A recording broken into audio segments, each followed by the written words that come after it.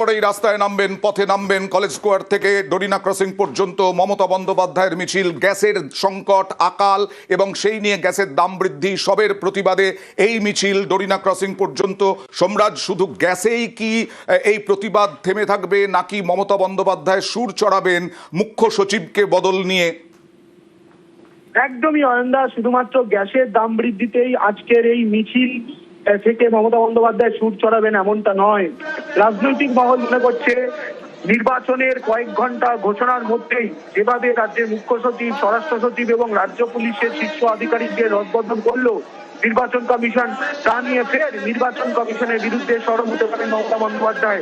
তুমি দেখেছো এসআইআর কে কেন্দ্র করে একের পর এক ইস্যুকে সামনে রেখে মমতা বন্দ্যোপাধ্যায় শহরে রাজপথে মিছিল করেছেন।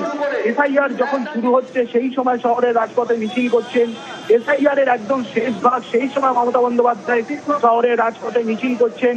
বারবার নির্বাচন কমিশনকে কড়া আক্রমণ করেছেন মমতা বন্দ্যোপাধ্যায়। এমনকি এসআইআর ইস্যুকে সামনে রেখে যখন জাতীয় নির্বাচন কমিশনের ফুল বেঞ্চ কলকাতায়, সেই সময় মমতা বন্দ্যোপাধ্যায় টানা ধর্ণা কর্মসূচি করে গেছেন। ফলত আজকের এই মিছিলের বিষয়বস্তু গ্যাস সহ জ্বালানির দাম বৃদ্ধি থাকলেও এই মিছিল থেকে মমতা বন্দ্যোপাধ্যায় ফের নির্বাচন কমিশনের বিরুদ্ধে সুর চড়াতে চলেছেন, তাতে কোনো সন্দেহ নেই। দেখো, তুমি দেখেছো যে গ্যাসের অর্থাৎ এলপিজি সরবরাহ স্বাভাবিক রাখতে ইতিমধ্যেই মমতা বন্দ্যোপাধ্যায় তিনি তেল উৎপাদনকারী সংস্থাগুলির সঙ্গে বৈঠক করেছেন। বৈঠক করার পর রাজ্যের তরফে এসওপি জারি করা হয়েছে। সেই এসওপি অনুযায়ী জেলায় জেলায় বর্তমানে কাজ চলছে এবং সেই প্রেক্ষাপটে দাঁড়িয়ে রাজ্য প্রশাসনের রদবদল করা হলো নির্বাচন কমিশনের তরফে, যেখানে রাজ্যের একাধিক উন্নয়নমূলক প্রকল্প পরিচালনা করা হচ্ছে।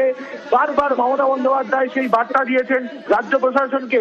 সেই জায়গায় দাঁড়িয়ে নির্বাচন কমিশন সরাসরি কোনো নামের তালিকা না চেয়ে কোন অফিসার দায়িত্ব নেবে সেই নামের নাম সহ বিস্তারিত পাঠিয়ে দেওয়া হচ্ছে নির্বাচন কমিশনের তরফে। অবশ্যই আজকের এই মিছিল এবং সেই মিছিল শেষে ডরিনা ক্রসিং এ যে সভামঞ্চ করা হয়েছে, সেখান থেকে মমতা বন্দ্যোপাধ্যায় যে সুর তুলবেন ফের নির্বাচন কমিশনের বিরুদ্ধে, তাতে কোনো সন্দেহ নেই।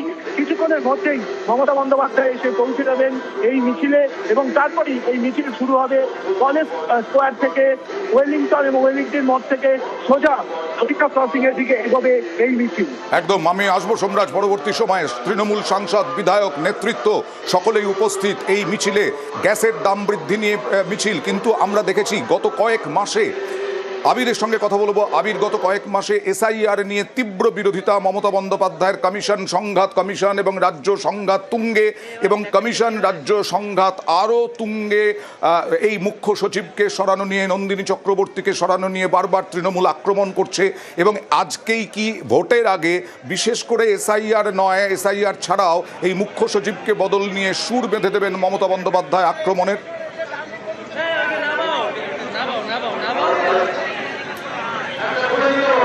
প্রথমত হচ্ছে যে এবারে নির্বাচনে যত দিন এগোবে ততই নির্বাচন কেন্দ্রিক প্রচারের ইস্যু বদল হতে শুরু করবে।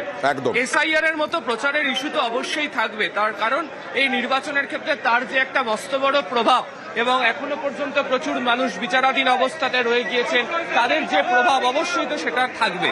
তো এই নির্বাচন করতে গিয়ে যে নির্ভর করে থাকে সেটা হচ্ছে বেশ কিছু স্থানীয় ইস্যু, কিছু ইস্যু যুক্ত থাকে হচ্ছে জনভিত্তিক ইস্যু। জনভিত্তিক ইস্যুর কেন দরকার পড়ে, তার কারণ হচ্ছে জনভিত্তিক ইস্যু হলে মানুষ আসলে কি চাইছেন এবং তাদের কাছে পৌঁছানোর জন্য তৃণমূল কংগ্রেসের মতো যে দল, তারা যে ধরনের রাজনৈতিক বক্তব্যের কথা তুলে ধরে তারা প্রচারে আসেন, তার মধ্যে প্রথম এবং প্রধান যেটা লুকিয়ে থাকে সেটা হচ্ছে যে তারা কত সহজে মানুষকে কানেক্ট করতে পারছেন এবং এর একটা বড় অংশ জুড়েই হচ্ছে মহিলা ভোটের প্রাদুর্ভাব থাকে। তোমাকে আমি একটি স্বল্প ছবিতে দেখাবো। আমরা এখনো পর্যন্ত যেখানে দাঁড়িয়ে রয়েছি তার ঠিক পাশে যেখান থেকে মিছিল শুরু হবে, তার প্রত্যেকটা বাড়ির জানলাতে যদি আমরা ক্যামেরা দেখাই তাহলে দেখবে প্রত্যেকটা জানলাতে, এই বারান্দাতে মহিলাদের উপস্থিতি সর্বাধিক রয়েছেন। অর্থাৎ মহিলাদের সঙ্গে যে গৃহিণীদের সঙ্গে যে হেসেলের সম্পর্ক, গৃহস্থালির সাথে রান্নার গ্যাসের একটা সম্পর্ক জড়িয়ে থাকে, সেটাকে তৃণমূল কংগ্রেস পুরোদস্তুর তাদের এই রাজনৈতিক নির্বাচনী প্রচারের ক্ষেত্রে তারা ব্যবহার করতে চলেছে। 2021 বিধানসভা ভোটে আমরা কি দেখেছিলাম যে 50 জন তৃণমূল কংগ্রেস মহিলা প্রার্থীকে রেখেছিল। লোকসভাতে দেখলাম আমরা সর্বাধিক মহিলা প্রার্থী থেকে তারা নিয়ে গেল। এমনকি পঞ্চায়েত থেকে পুরসভা তার সমস্ত কটা জায়গাতেই এই মহিলাদের আধিক্যতা তৃণমূল কংগ্রেসের পক্ষে বেশি থাকে। তার কারণটাই হচ্ছে যে মহিলারা ঢেলে তৃণমূল কংগ্রেসকে ভোট দেয়। এই যে লক্ষ্মীর ভান্ডার, কন্যাশ্রী হোক বা বর্তমানে যুবসাথীর মতো প্রকল্পই হোক, সেখানেও হচ্ছে আরো বেশি সংখ্যক মহিলাদেরকে তারা কৌশলগতভাবে নিয়ে আসার চেষ্টা করে। কিছুক্ষণের মধ্যেই মমতা বন্দ্যোপাধ্যায় তিনি শুরু করবেন। ঠিক সেই জায়গার আগে দাঁড়িয়ে এই যে রাস্তার দুধারে মহিলাদের আসা, মিছিলে তৃণমূল কংগ্রেসের মহিলা কর্মী সমর্থকদের যোগ দেওয়া, এর মধ্যে দিয়ে আসলে মহিলা ভোটকে পুরোপুরিভাবে নিজেদের হাতে রাখার যে কৌশল, তাদের মন বুঝে প্রচারের যে কৌশল, সেটাকে তৃণমূল তৈরি করে ফেলতে চলেছে এবং তার জন্যই আজকের মিছিলের এই ইস্যু তৈরি করাটা গুরুত্বপূর্ণ। দ্বিতীয়ত, যে জায়গাতে মিছিল শুরু হচ্ছে এবং যে জায়গা পর্যন্ত মিছিল যাবে, এর মধ্যে হচ্ছে খুব কম এই এলাকার জায়গাগুলোকে ধরলে হচ্ছে 4টে বিধানসভা কেন্দ্রকে তারা কার্যত পাশাপাশি হোক, একই সঙ্গে হোক, তারা ছুঁয়ে যাবে। শহর কলকাতার ক্ষেত্রেও অতীতে দেখতে পাওয়া গিয়েছে যে কলকাতা পুলিশের সিপি বদল করে দেওয়া হয়েছে, একাধিক আধিকারিক বদল করে দেওয়া হয়েছে। বিশেষ করে যদি তুমি দেখো 2016 সালের কথায়, তারপরেও দেখতে পাওয়া গেছে যে কলকাতার 11টা বিধানসভা আসনের 11টাতেই তৃণমূল জয়লাভ করেছে। এবং যেখান থেকে মিছিল শুরু হচ্ছে সেখান থেকে 1.5 কিলোমিটার দূরে গত সপ্তাহেতেই আমরা দেখেছি যে মোদির ব্রিগেডের সবার দিনে রাজ্যের যিনি মহিলা ও নারী ও শিশু কল্যাণ দপ্তরের মন্ত্রী, তার বাড়িতে হামলার অভিযোগ তৃণমূল কংগ্রেস রেখেছে, মন্ত্রী আহত হয়েছেন। ফলে এই যে মমতা বন্দ্যোপাধ্যায় তিনি যে উপস্থিত হলেন যে জায়গাতে মিছিল করার জন্য, সেখান থেকেও স্বল্প দূরে সেই জায়গাটি।